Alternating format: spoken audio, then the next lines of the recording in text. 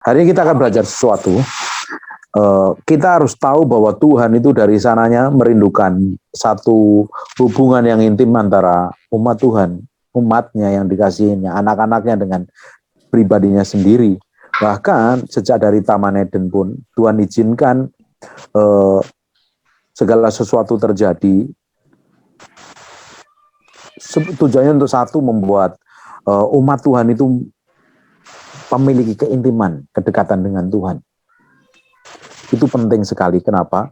Tuhan mau kita itu ujungnya kita bersama-sama dengan Tuhan, tinggal bersama Tuhan, bergaul dengan Tuhan, memiliki apa yang Tuhan janjikan dalam kehidupan kita. Nah, sebenarnya jadi orang percaya itu tidak perlu khawatir, tidak perlu stres, tidak perlu panik, tidak perlu takut, nggak perlu apapun juga kalau dia ngerti kebenaran firman Tuhan. Masalahnya tidak banyak orang Kristen ngerti kebenaran. Makanya perlu belajar, perlu dididik, perlu dimuridkan. Kalau kita ngerti kebenaran firman Tuhan, kita mengenali Tuhan secara pribadi, memiliki pengalaman pribadi dengan Tuhan, apapun yang kita hadapi, apapun yang kita alami, kita tahu bahwa Tuhan itu baik adanya, sekalipun kondisi kita tidak baik. Yang kita lihat bukan yang kelihatan, realita yang kita bukan yang lihat. Hari ini kita bisa melihat realitanya, tapi yang kita pegang adalah janji Tuhan. Janji Tuhan itu baik adanya, suci, mulia, agung, kudus, dan maha perkasa. Allah yang ajaib yang tidak pernah meninggalkan kita. Yang kita lihat bukan realitanya. Yang kita lihat harusnya kebenaran. Orang Kristen melihatnya kebenaran. Kebenaran itu apa? Janji Tuhan. Loh, hari ini kita masih mengalami masalah. Hari ini kita mengalami pertekanan. Hari ini kita mesti babak belur. Tapi kalau kita fokus kepada apa yang kita lihat, karena orang Kristen melihat, harusnya orang Kristen, semua orang percaya itu melihat yang tidak kelihatan mata. Orang Kristen harusnya melihat yang tidak kelihatan mata. Apa itu janji Tuhan? Kalau orang Kristen pegang janji Tuhan, orang Kristen pegang kebenaran, semua yang Tuhan janjikan, dia tidak pernah khawatir. Sekalipun menghadapi masalah, goncangan, tekanan, problem, atau apapun juga yang dihadapi, harusnya dia tenang dan rileks. Kenapa? Dia tahu Tuhan menyertai dia sampai akhir zaman. Tuhan membimbing dia, Tuhan memproteksi Tuhan jagai, Tuhan menyediakan segala sesuatunya dengan baik. Sampai di Yohanes pasal yang keempat, yang hari ini banyak pendeta bahas, bahwa Yesus hari ini naik ke surga. Tujuannya naik ke surga ngapain? Mempersiapkan satu rumah, tempat tinggal buat kita nanti. Supaya apa? Kita memiliki kedekatan dengan Tuhan setelah nanti. Kalau Bapak Ibu baca di Yohanes pasal 14, 3. Apabila aku telah pergi ke situ dan telah menyediakan tempat bagimu, aku akan datang kembali dan membawa kamu ke tempatku. Supaya apa? Di tempat di mana aku berada, kamu pun berada. Dan kemana aku pergi, kamu tahu jalannya ke situ. Jadi Tuhan tujuannya itu ngapain? Menjadikan tempat di surga. Supaya kita memiliki kedekatan dengan Tuhan, memiliki hubungan pribadi dengan Tuhan. Itu penting sekali loh. Banyak orang Kristen ke gereja tapi tidak memiliki hubungan pribadi dengan Tuhan. Banyak orang rajin baca Alkitab tapi tidak memiliki hubungan pribadi dengan Tuhan. Apa yang dibacanya hanya logos, hanya cerita, hanya kisah saja. Tapi firman ini menjadi kehidupan yang real dan nyata dalam kehidupan kita kalau kita sendiri mengalami hubungan pribadi dengan Tuhan. Bapak Ibu lihat coba foto-foto di sekitar Bapak Ibu, di kamar Bapak Ibu atau di ruangan dimanapun Bapak Ibu lihat. Kalau orang melihat foto Bapak Ibu, hanya sekedar melihat saja, tidak mengerti cerita di dalamnya foto itu seperti apa. Tapi kalau yang melihat orang yang melihat foto Bapak Ibu dan ada Bapak ya atau Ibu yang di dalam foto itu, Bapak Ibu bisa menceritakan, ini loh saya foto di tempat ini, jam sekian, yang foto ini pakai kamera ini, dijelasin begitu rupa. Sama. Ketika kita ini belajar firman, dan kita ini bergaul dengan Tuhan, memiliki pergaulan intim dengan Tuhan, memiliki kedekatan, mengalami pengalaman pribadi dengan Tuhan. Ini kan nulis Alkitab ini kan inspirasinya Roh Kudus. Roh Kudus suruh tulis, Daud tulis, Musa tulis, Salomo tulis, Petrus tulis. Semuanya suruh tulis Alkitab dengan inspirasinya Roh Kudus, dengan apa yang Roh Kudus mau. Bayangin, kalau Bapak Ibu baca Alkitab, di sampingnya ada pribadi Tuhan yang Bapak Ibu kenal. Dia akan jelaskan.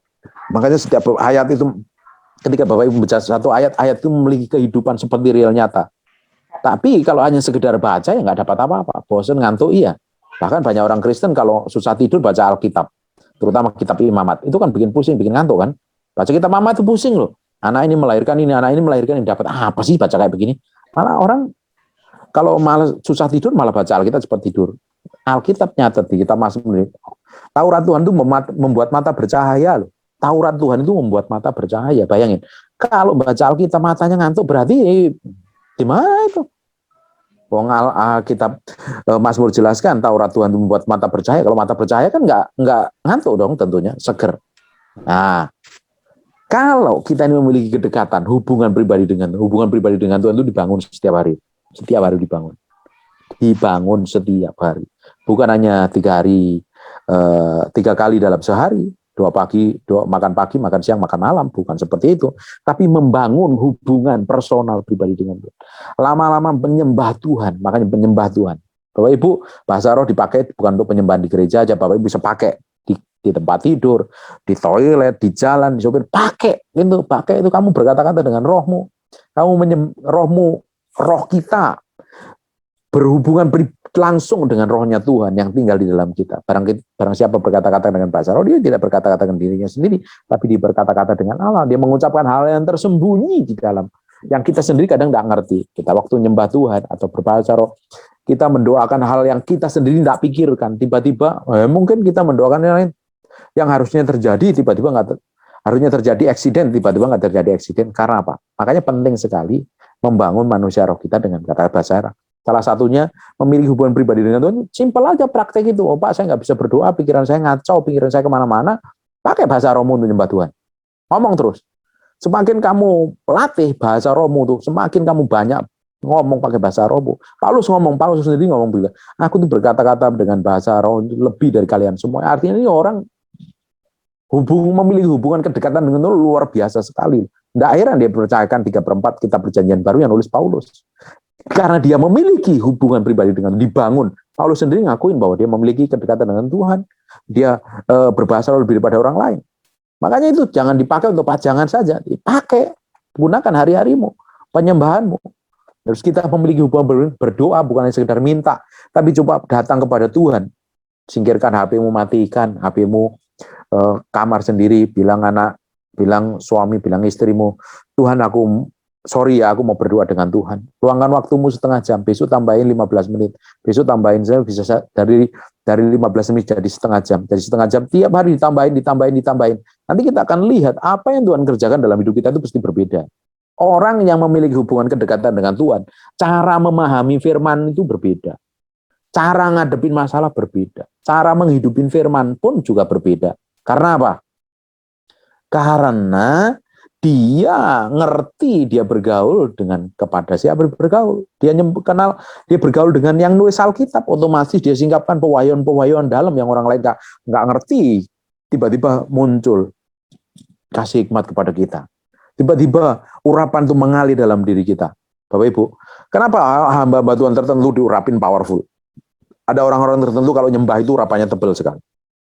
Ada orang tertentu kalau doakan mujizat. Memang karunia bekerja, tapi banyak orang bisa nyembah, banyak orang bisa nyanyi, banyak orang bisa berdoa, tapi jarang sekali orang yang bisa menghadirkan Tuhan dalam setiap penyembahan, bisa menghadirkan Tuhan dalam setiap doa, bisa menghadirkan Tuhan dalam kemanapun dia berada.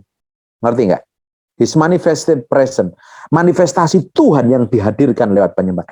Orang yang bisa menghadirkan Tuhan dengan penyembahannya, dengan khotbahnya, dengan doanya, dengan sharingnya, adalah orang-orang yang memiliki hubungan kedekatan dengan Tuhan yang dibangun setiap hari. Yang dibangun setiap hari. Ini penting sekali. Bapak Ibu, sekarang kita baca di dalam Yohanes 14 ayat yang ke-15. Tuhan Yesus hari ini, dan kita memperingati hari ini peringatan Tuhan Yesus naik ke surga, tujuannya mempersiapkan tempat tinggal buat kita nanti. Artinya kita setelah mati tidak kelayapan jadi gentayangan kemana-mana. Tuhan sudah tahu alamatnya jelas. Di surga Tuhan sudah siapkan tempatnya. Nah, selama kita di bumi ini, Tuhan juga tidak biarin begitu saja. Kalau kita ini dibiarin Tuhan begitu saja, dan sekarang kan kita memperingati kenaikan Tuhan Yesus ke surga. Terus kalau kita di bumi dibiarkan begitu, hidup kita bisa jatuh babak belur, hidup berantakan, kacau, hidupnya liar, nggak punya visi. Apa yang kita kerjakan asal kerjakan tanpa ngerti tujuan Tuhan. Nah, Tuhan pun sudah persiapkan dengan baik. Coba Ibu baca di Yohanes pasal yang ke-14 ayat yang ke-15 mulai, jikalau kamu mengasihi aku, kamu akan menuruti segala perintahku. Nah ini penting ya, kita bongkar ayat per ayatnya. Jikalau kamu mengasihi aku, kamu akan menuruti segala perintahku. Kalau banyak orang bilang mau cinta Tuhan, aku nih orang cinta Tuhan. Aku cinta Tuhan tidak ada hubungannya dengan gereja. Cinta Tuhan itu hubungannya dengan melakukan apa yang Tuhan perintahkan. Melakukan gaya hidupnya menghidupi firman apa tidak. Cara ngomongnya sesuai firman apa tidak? Kalau menyelesaikan masalah sesuai firman enggak? Kalau lagi menghadapi tekanan, reaksinya sesuai firman apa enggak? Ya, reaksi kita itu menentukan kita ini seperti apa di hadapan Tuhan. Oh, boleh orang ngomong cinta Tuhan, I love you, I love you, I love you. Kalau nyembahnya nyanyi I love you, I love you. Tapi kalau ngadepin masalah, reaksinya seperti setan, bukti tidak mencintai Tuhan. Itu perlu diproses dan dibentuk, dimatikan. Jikalau kamu mengasihi aku, kamu akan menuruti segala perintahku. Segala, artinya tidak ada yang bisa ditawar. Kalau kamu mengasihi aku, kamu akan menuruti segala perintahku. Bapak Ibu, kalau kita ini mencintai pasangan kita, yang laki mencintai istri kita, atau yang perempuan mencintai suaminya dengan baik, dia akan menjaga perasaannya, bahkan dia tidak bakalan mau selingkuh, tidak mau nyeleweng, tidak mau main serong. Karena apa? Dia mencintai pasangannya supaya tidak terluka. Betul apa enggak? Dia proteksi, dia tidak hanya proteksi dirinya sendiri, dia proteksi perasaan pasangannya supaya tidak merasa sakitin, tidak terluka. Makanya dia belajar hidup benar, menyenangkan, bahkan kata-katanya diatur begitu rupa supaya pasangan tidak terluka, pasangan tidak tersinggung, pasangan tidak sakit hati, sikapmu juga dijaga. Sama. Kita ini kalau mau benar-benar mencintai Tuhan, kita juga harus menjaga perasaan Tuhan. Jangan sampai kita ini menyakitin, tidak menyenangkan apa yang Tuhan mau, tidak menyenangkan apa yang Tuhan mau. Tujuannya, ujung-ujungnya kita malah menyakiti hati Tuhan. Dicek masing-masing aja setiap hari. Berapa banyak kita ini kalau ngomong nyakitin Tuhan. Bukan nyakitin sesama aja. Kalau kita berpikir nyakitin Tuhan apa enggak ini? Berkenan di hadapan Tuhan enggak ini? Level kekristenan kita pasti udah naik. Kita harus beranjak loh, dari bayi ke kanak-kanak, dari kanak-kanak ke arah dewasa. Orang yang dewasa itu yang berpikiran bukan untuk dirinya sendiri. Dia coba berpikir untuk pasangan hidupnya. Sakit hati apa enggak? Sakit hati apa enggak? Sakit hati apa enggak? Menyenangkan. Lama-lama kita akan berpikir, ini Tuhan luka enggak? Tuhan berkenan enggak? Tuhan sakit enggak? Titik tertentu kita harus belajar peka dengan Roh Kudus supaya kita tidak mendukakan perasaan. Tidak menyakitin perasaannya. Ini hal yang penting. Jadi kalau kita mengasihi Tuhan ya menurutin segala artinya tidak ada satupun yang bisa ditawar. Segala sesuatu. Lupa, kita kan masih daging, bisa hidup bisa jatuh dalam dosa. Iya, kita bisa jatuh dalam dosa. Nggak mau bohong, tiba-tiba kita kepleset bohong. Nggak mau tiba-tiba kita kepleset ngomong kasar. Tiba-tiba kepleset. Bisa, tapi kita tidak bisa hidup di dalam dosa. Orang hidup di dalam dosa itu apa? Udah tahu itu dosa, tapi dihidupin, dilakukan setiap hari. Udah tahu itu berzina itu berdosa, tapi dia tetap hidup dalam selingkuhannya, itu dalam dosa. Ngerti ya? Kita bisa jatuh dalam dosa, tapi kita tidak bisa hidup di dalam dosa. Itu orang benar yang normal, orang benar yang sehat, yang benar-benar mencintai Tuhan. Karena kita masih daging, masih banyak kelemahan, masih punya banyak kekurangan. Jikalau kamu mengasihi aku, kamu akan menuruti segala perintahku. Aku akan minta kepada Bapa. Nih, Yesus naik ke surga. Dia akan minta kepada Bapa, ia akan memberikan kepadamu seorang penolong yang lain. Dia memberikan penolong yang lain. Siapa itu penolong? Holy Spirit, Roh Kudus. Nah, Allah Bapa sekarang Allah Bapa itu ada di surga, Yesus ada di surga, yang di bumi adalah Roh Kudus, yang kita perlu bergaul setiap hari dengan Dia. Yang menyertai Bapak Ibu setiap hari loh. Coba baca selanjutnya. Aku akan meminta kepada Bapa dan Ia akan memberikan kepadamu seorang penolong yang lain. Supaya ngapain? Supaya menyertai kamu selamanya. Dia menyertai kita loh selama-lamanya. Kamu di WC dia sertain. Kamu ke pasar dia ada disertain. Kamu ke gereja ada disertain. Kamu doain orang sakit disertai. Kemanapun kamu berada, pergi, dia ada. Yang jadi masalahnya kita sendiri kadang nggak sadar bahwa Tuhan menyertai kita. Kita lupa. Kalau kita ini sadar, memiliki kesadaran, kepekaan bahwa Tuhan menyertai kita mau melakukan apa-apa yang tidak berkenan di hadapan Tuhan itu malu loh. Takut loh. Karena jangan-jangan mau melakukan dosa, ada Tuhan, malu Mau bohong, malulah. Ngerti nggak? Kekristenan kita harus level ke sana. Menyadarin kehadiran Tuhan di real dan nyata. Hanya orang yang bisa merasakan kehadiran real dan nyata kalau orang itu memiliki hubungan pribadi dengan Tuhan.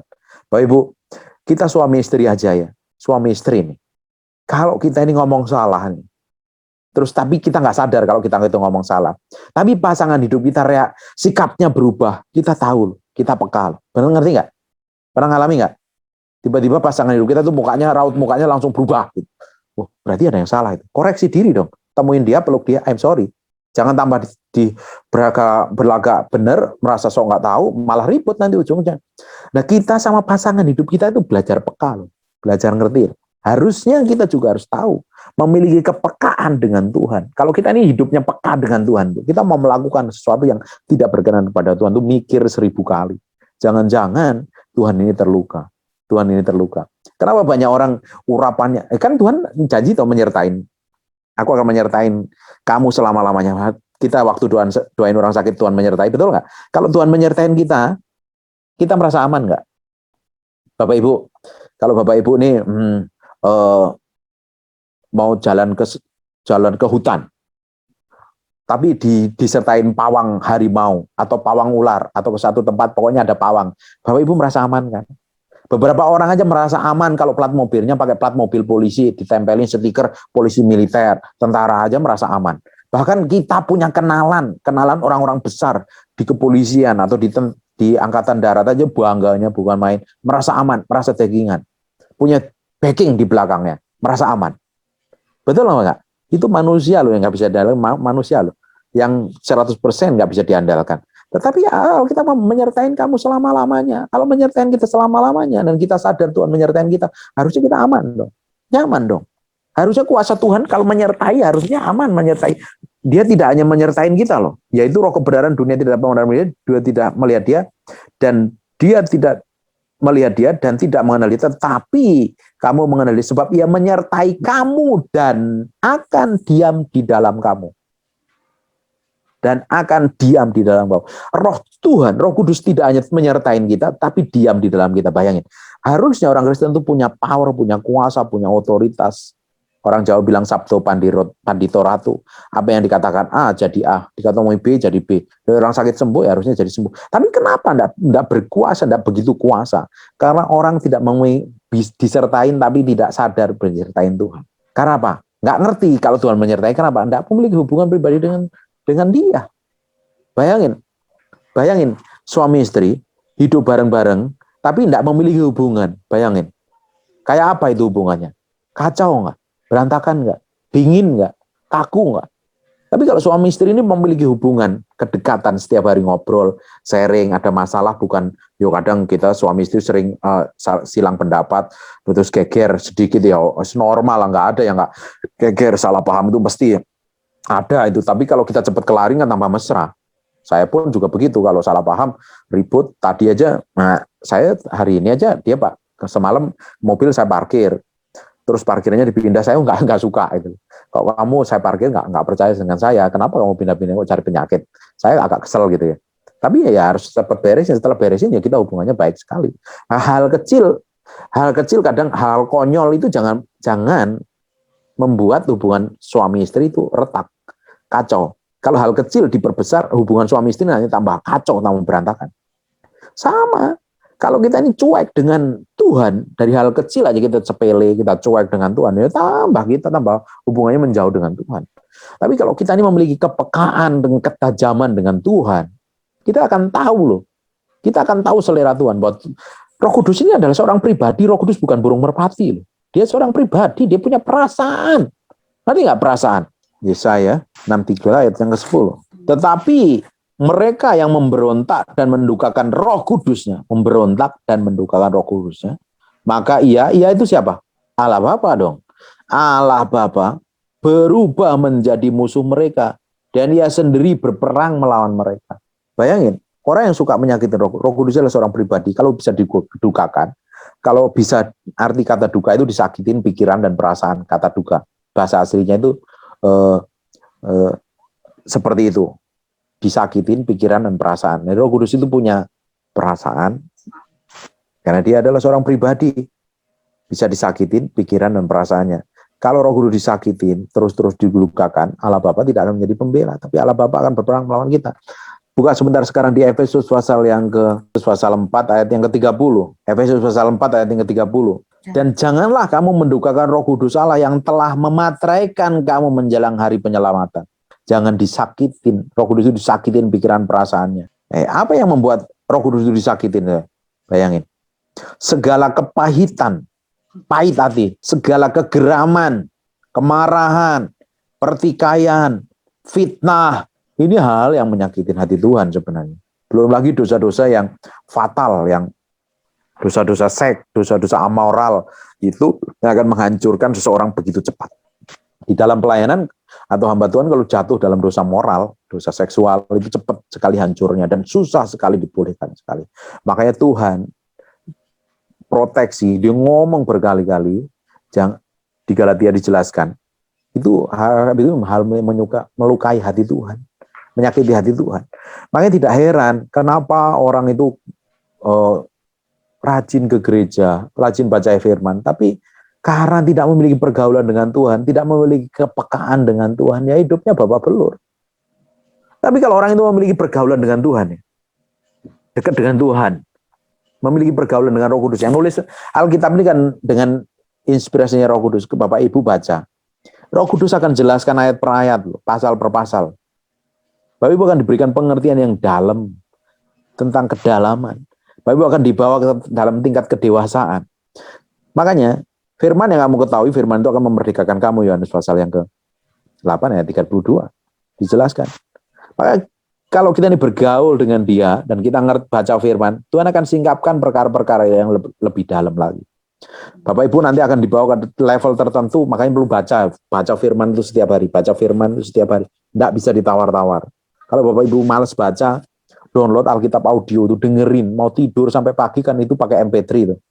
Pakai iPhone, pakai apapun juga kan bisa tuh. Dicolok aja pakai speaker, dengerin tuh.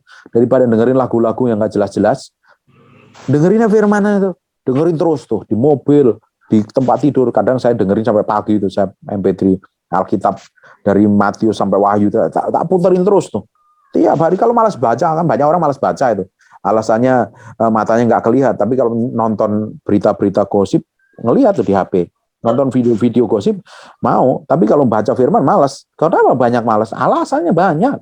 Bapak Ibu, kalau kita ini malas, punya persoalan dengan masalah membaca, kita itu punya problem besar dengan mengerti firman. Karena firman ini kan ditulis. Jadi kalau kita malas baca, gimana kita mau belajar firman? Malas.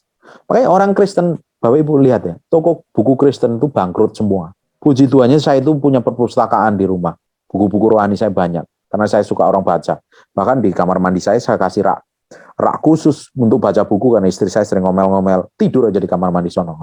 Karena saya sering baca Alkitab di situ, duduk manis, tenang, gak ada yang ganggu, baca-baca buku. Saya kasih rak buku, saya beliin rak buku. Bahkan saya beliin TV kecil itu di kamar mandi saya. Dia sering ngomel-ngomel, kelamaan katanya. Karena itu tempat nyaman buat saya. Tempat saya baca nyaman. Daripada nonton video yang gak jelas, video viral yang sampah semuanya. Bapak Ibu, kalau Bapak Ibu perhatikan ya, video di YouTube tuh yang laku tuh video sampah semua, nggak ada nilainya. Tapi yang membangun, yang mendidik, itu udah laku. Apalagi toko buku Kristen itu banyak yang bangkrut. Saya punya teman toko bukunya bangkrut. Metanoia itu sekarang banyak yang tutup tuh, toko buku Metanoia. Toko buku Haleluya di Citraland aja kemarin tutup. Saya dikasih kasetnya tuh berapa dus, disuruh ambil tuh kaset yang zaman kuno itu loh. Tip recorder itu yang zaman kuno itu. Saya kan dulu punya khotbah banyak pakai kaset itu zaman old, sampai beli Aiwa Walkman itu kemana-mana dengan firman. Sekarang kan digital semua. Saya mau dikasih buat apa? Saya bilang cari tip recordernya juga susah. Saya nggak mau. Itu kok bukunya bangkrut. Karena orang Kristen malas baca. Kalau ke toko buku Kristen, orang Kristen tahu yang dicari apa? Toko pernik-pernik, aksesoris yang nggak penting-penting gitu. Aduh, buat apa ya? Dia bilang, cari deh buku yang membangun. Oh, kadang kita itu perlu belajar sama orang-orang yang lebih sukses, lebih memiliki pengalaman dengan Tuhan lama, pergaulan dengan Tuhan yang lama. Dan mereka orang memiliki pengalaman, pergaulan dengan Tuhan, itu kan biasanya mereka nulis buku. Nih, mereka tuangkan dalam buku. Biasanya itu tinggal belajarin aja kan, simpel loh. Tapi malah yang jadi masalahnya kita itu kadang males, bacanya males, belajar males. Orang dunia bilang literasinya itu nggak ada. Makanya banyak orang Kristen itu kurang pinter. Bapak Ibu di sini harus pinter, harus lebih lihai, lebih smart. Bayangin Bapak Ibu, kalau Bapak Ibu pinter ya, nanti kalau dikirim orang-orang pinter, lebih pinter dari Bapak Ibu, punya jabatan-jabatan tinggi di pemerintahan, orang-orang ternama, orang-orang termasyur, orang-orang tersohor, orang-orang kaya, tapi Bapak Ibu nggak memiliki pengalaman. Coba bayangin, diajak ngomong apa-apa nggak nyambung, ngomong politik nggak ngerti, ngomong tentang keuangan krisis nggak ngerti. Nggak ngertinya apa? Bikin kue, oh saya aja tukang bikin kue juga pinter kok. Mau ngomong tentang saham saya ngerti. Gejolak di Israel kondisinya hari ini apa saya pelajarin terus. Belajar tentang kesehatan saya belajar tentang kesehatan. Bagaimana ngadepin orang stres, orang gila saya tahu caranya. Bukan hanya sekedar bikin adonan brownies, adonan lapis legit, adonan nastar. Saya juga belajar. Nah, nanti kalau Tuhan kirim orang-orang stres, orang-orang mau cerai, orang-orang bangkrut, Bapak Ibu kan harus bisa ngomong sama mereka. Bisa ngajari mereka kebenaran. Tapi kalau Bapak nggak ngerti apa-apa mau diserahin ke gembalamu, lah kamu mau jadi berkat, katanya mau jadi garam. Garam, Alkitab ngomong loh, garam itu kalau nggak berguna, udah nggak asin lagi itu dibuang di jejer. Nah kita harus perbesar kapasitas kita. Saya udah ngomong berkali-kali ini. Orang di Alkitab itu, yang pintar itu semakin Tuhan percayakan perkara-perkara besar. Petrus itu kurang terdidik karena dia tukang cari ikan. Paulus orang terdidik. Sama-sama dipakai Tuhan dua-duanya. Dipakai Tuhan dalam skala yang berbeda. Karena Paulus pintar dipercayakan nulis 3/4 kitab perjanjian baru.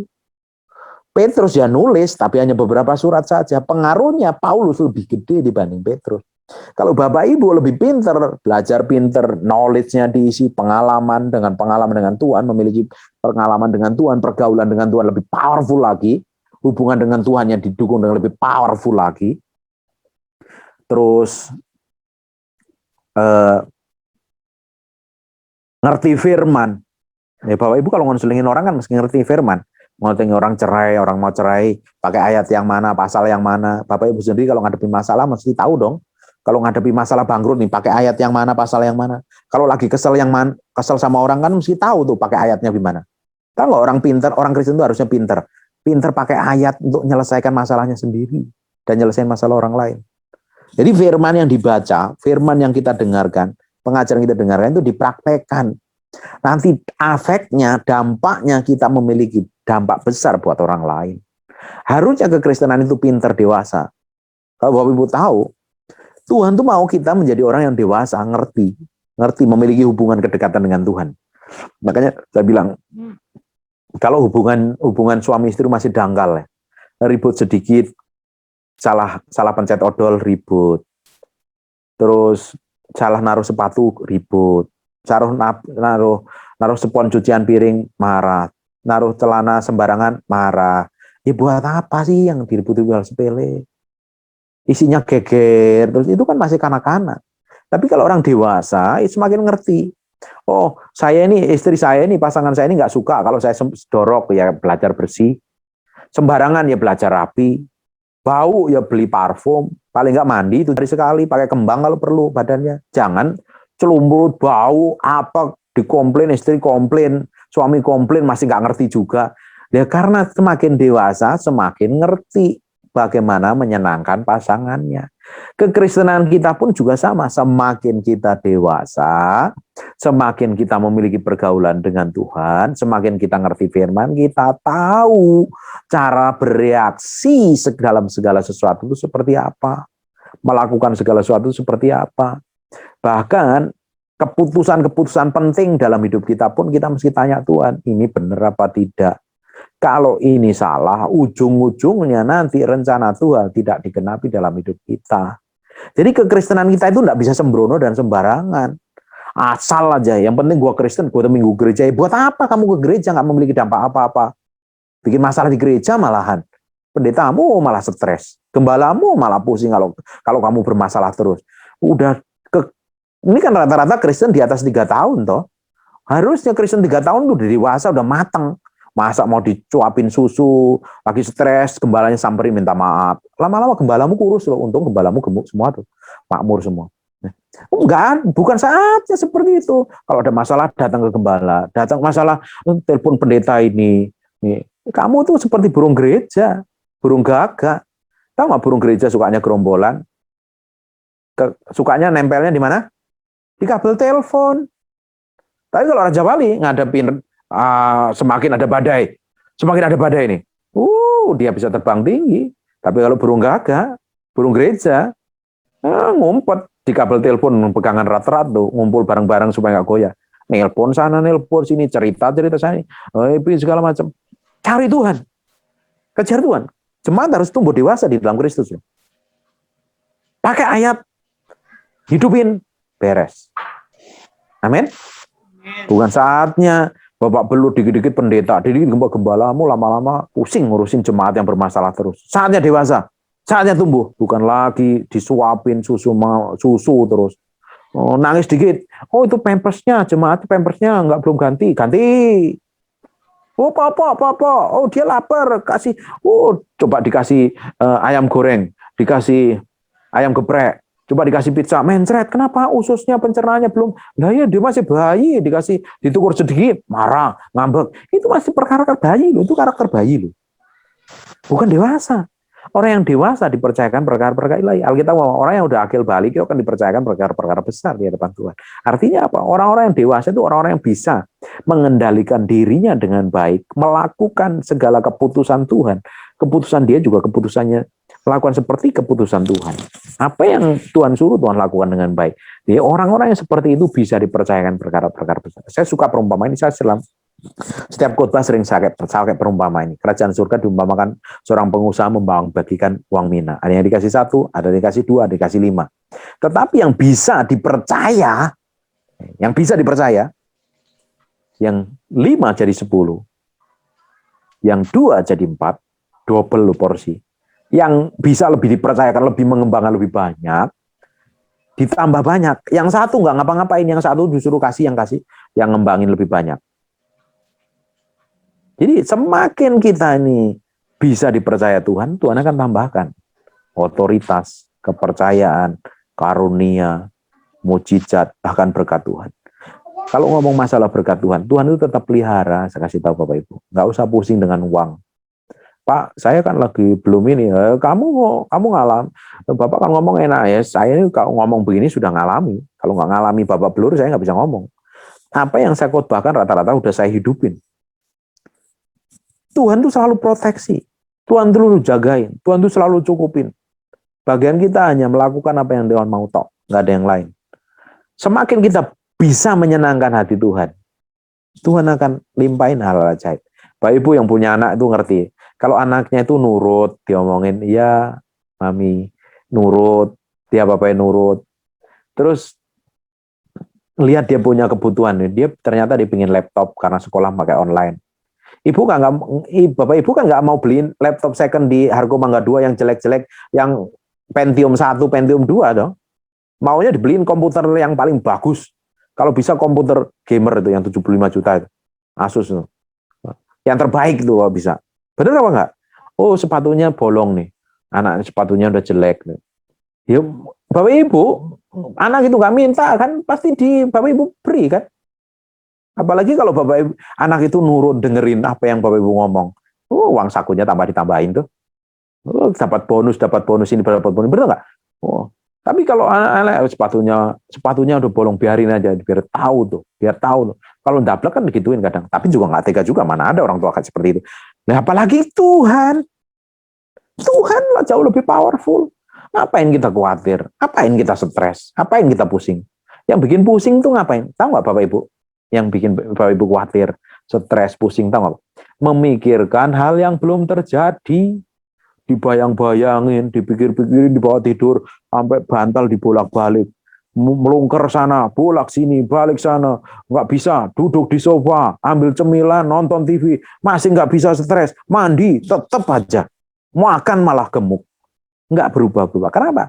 Coba memikirkan hal-hal yang belum terjadi, dibayang-bayangin, seakan serem, padahal ternyata ya ilah hasilnya kok kayak gini. Tahu begitu gua tidur nyenyak. Berapa banyak ngalami seperti itu? Saya sering ngalami loh.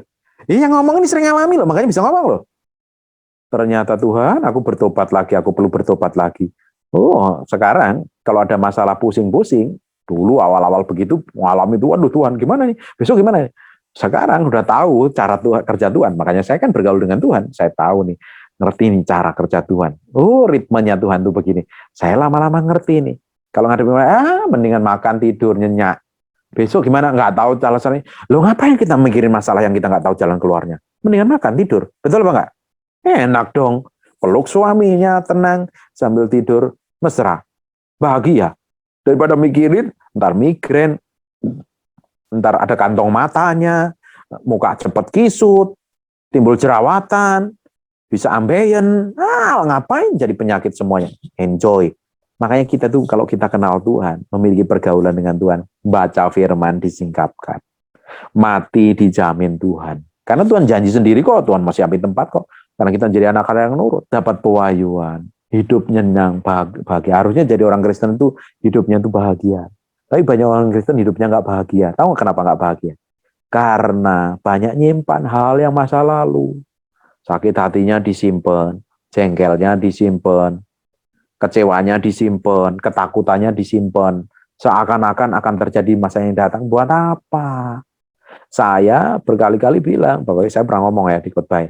Saya itu bukan konselor yang baik, konselor sama saya nggak mau dengerin masalah orang cerita dari sekarang umur 40, umur 50, diceritain sejak umur dia 15. Ngapain?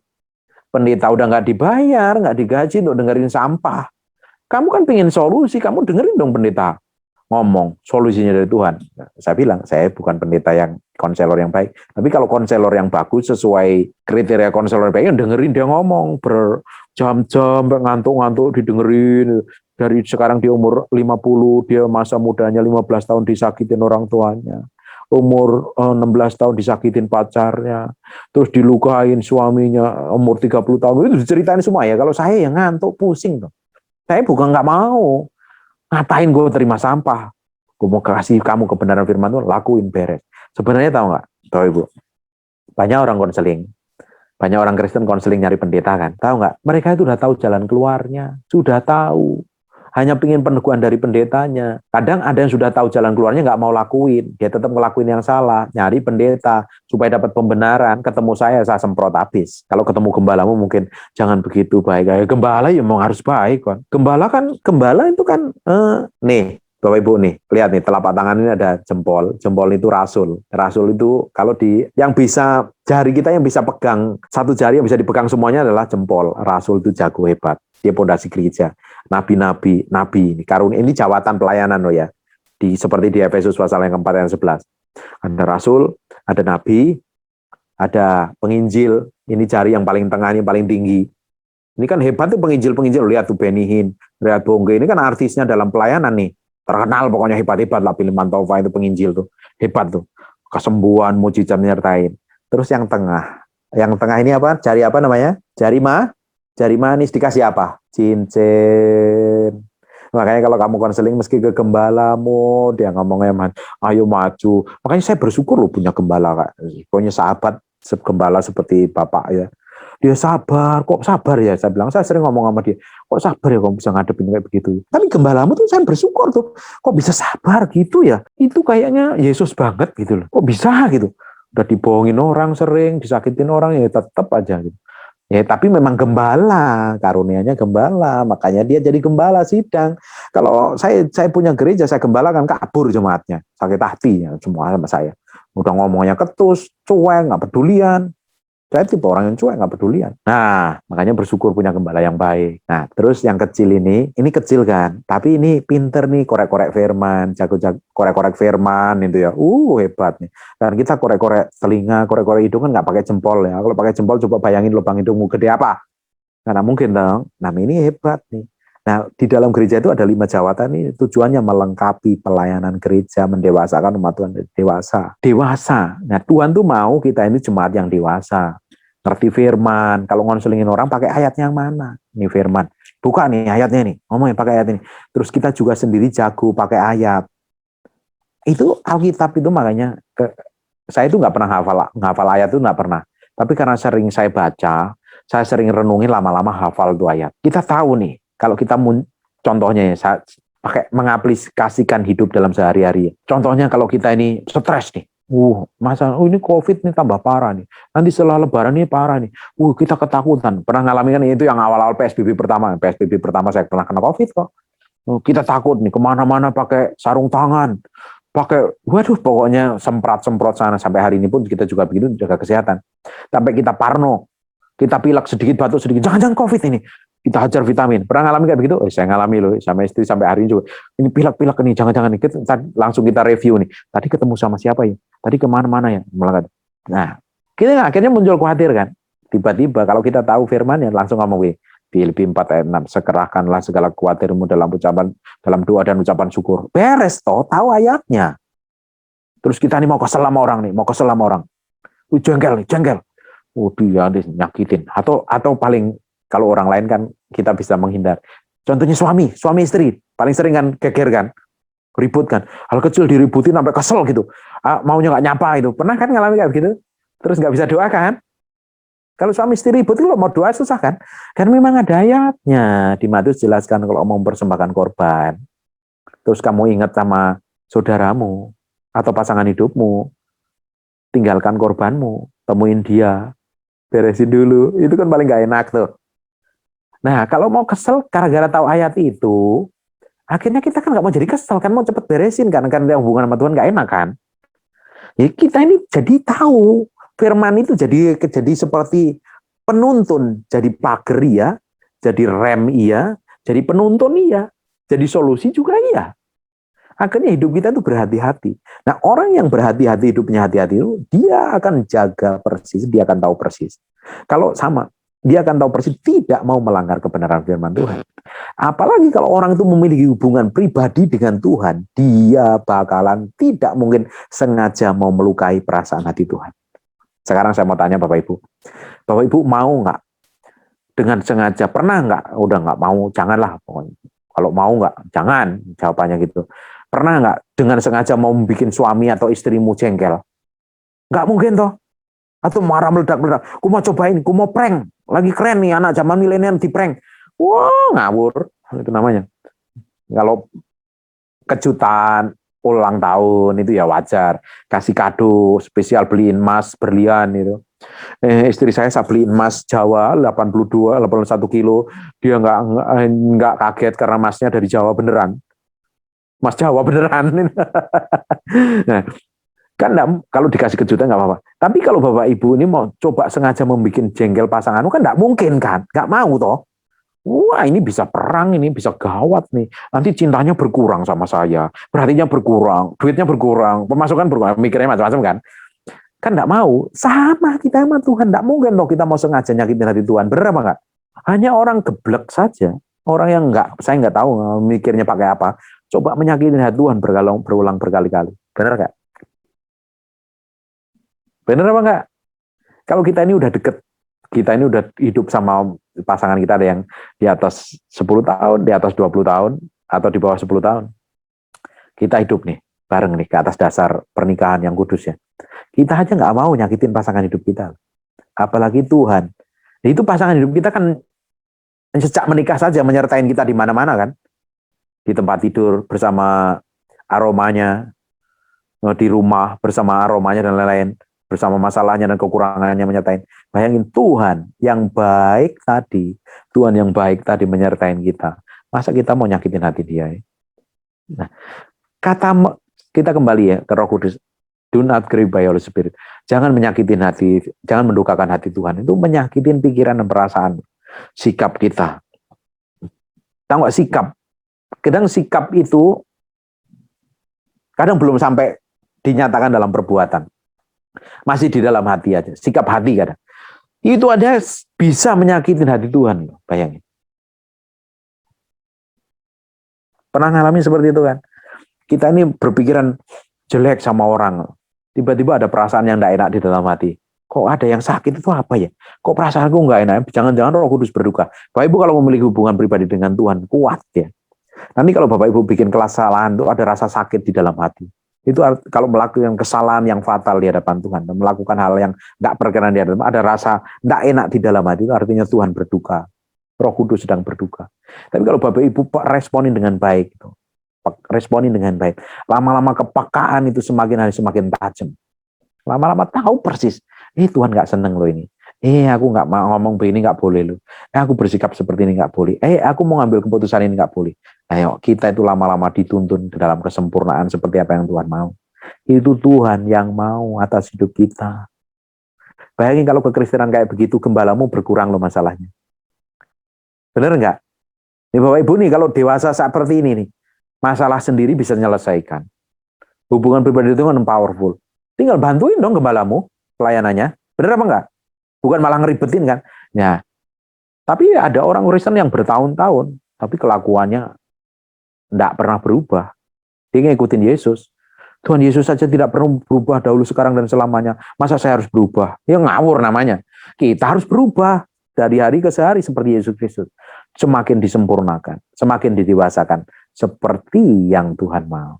Itu yang Tuhan mau. Ujungnya apa? Kita itu didapati menjadi orang yang berkenan. Bisa dipercayakan perkara-perkara besar. Menjadi hamba yang baik. Kan banyak hamba Tuhan begini. Banyak hamba Tuhan. Nah, Tuhan, aku udah bikin mujizat. Aku udah bernubuat. Aku udah berseru, Tuhan, Tuhan. Udah jerat-jeritan Tuhan. Tapi karena apa? Aku enggak kenal kamu. Saya beberapa hari terakhir ini ngelihat teman-teman meninggal mendadak. Masih muda-muda kena penyakit COVID, meninggal mendadak. Bahkan teman-teman saya banyak yang meninggal. Saya berpikir, Tuhan, kalau hari ini Engkau jemput aku mendadak, kira-kira aku ini berkenan apa enggak? Saya kadang benar-benar menjagai hati saya begitu rupa. Bahkan saya juga jagai hati saya dengan istri saya. Saya udah jagain begitu rupa aja sering nyakitin hati istri. Belum juga bisa bersikap baik dan sempurna. Kadang kesel, kadang emosi, masih nonjol. Tapi cepat sadar, cepat bertobat. Nah, kita ini kalau semakin dekat sama Tuhan, kita tuh kadang marah. Kadang meledak marah tuh bisa, tapi cepat bertobatnya itu cepat. Berubahnya itu cepat. Cepat sadar diri, cepat waras, orang bilang Jawa. Utaknya tuh waras, pikirannya yang waras. Nah, beberapa hari ini saya telepon emak saya di Jawa. Dia bilang, Mak, gimana? Oh iya, nggak bisa pulang. Ini karena COVID, ini banyak segat. Yus, saya bilang, ini udah titi wanci nih. Titi wanci ini udah mau akhir zaman. Udah benar-benar sudah waktunya Tuhan, dia bilang. Mak saya ini orang yang nggak tahu banyak firman, tapi dia menghidupi firman. Orang zaman sekarang tuh hidup tuh harus apa yang di mulut ya di hati. Ya iso nglakoni, urip itu iso nglakoni, omongane sama kelakuannya itu sama. Jadi mulut sama hati itu harus sama. Jaga takut dengan dirinya sendiri. Takut dengan dirinya sendiri itu artinya hidup takut dengan Tuhan. Jangan sampai kita menyakitin hati orang lain, melukai perasaan orang lain, terutama melukai hati Tuhan. Jadi apa yang kita lakukan, apa yang kita pikirkan juga kita harus benar-benar seperti apa yang Tuhan mau. Karena apa? Kita nggak tahu. Kondisi kayak begini, berakhirnya kapan kita nggak tahu. Ayo, teman-teman banyak yang meninggal, teman terdekat saya banyak yang meninggal. Bayangin, gimana coba? Kadang shock saya dengarnya. Nah, kita harus jaga hidup kita, menjagain begitu rupa. Supaya kita didapatin tetap berkenan di hadapan Tuhan. Jangan sampai kita ini mendukakan perasaan Tuhan, menyakiti Tuhan. Nah, orang Kristen yang dewasa, orang Kristen kanak-kanak yang dipikirin adalah aku, diriku, dan saya. Orang Kristen yang kedagingan itu yang dipikirin aku, perasaanku, diriku, dan saya pokoknya. Tapi sejak dewasa di dalam Kristus, yang dipikirin mulai mikirin orang lain, mikirin sesama, mikirin pasangannya. Semakin orang itu dekat dengan Tuhan, yang dipikirin Tuhan, engkau berkenan nggak? Orang itu kalau bisa menyenangkan hati Tuhan, dia pasti otomatis bisa menyenangkan pasangannya. Orang itu kalau dekat dengan Tuhan, yang paling pertama menikmati hubungannya orang itu dengan Tuhan adalah pasangan hidupnya. Makanya saya itu kadang heran ya, orang ngakunya pendeta atau pendekar atau apapun juga lah, ngakunya orang Kristen atau apapun juga, katanya cinta Tuhan, tapi kalau sama istri sering nyakitin, itu artinya ya perlu dipertanyakan. Benar apa enggak? Orang hubungan dengan Tuhan, lama-lama kita nyembah Tuhan, lama-lama kita menjadi seperti yang kita sembah. kita nyembah Tuhan, lama-lama karakter kita seperti Tuhan. Dan orang yang paling bisa menikmati hubungan kita dengan Tuhan, kita kalau membangun hubungan pribadi dengan Tuhan setiap hari kan karakter kita yang dirubah dulu. Hati kita yang dirubah dulu, mulut kita dirubah, sikap kita dirubah. Nah, yang pertama menikmati hidup kita adalah pasangan hidup kita. Baru orang di sekitar kita, baru orang lain, baru orang di gereja, baru di teman-teman. Mau lihat aslimu? Tanya pasanganmu, kamu hari ini seperti apa? Kalau masih banyak komplainnya, artinya kita perlu banyak berubah. Perlu diubahkan, perlu diubahkan terus. Sampai kita siap menjadi mempelai Kristus. Didapati menjadi hamba yang bisa dipercayakan Tuhan. Amin. Terus enggak usah mikirin yang aneh-aneh hari ini.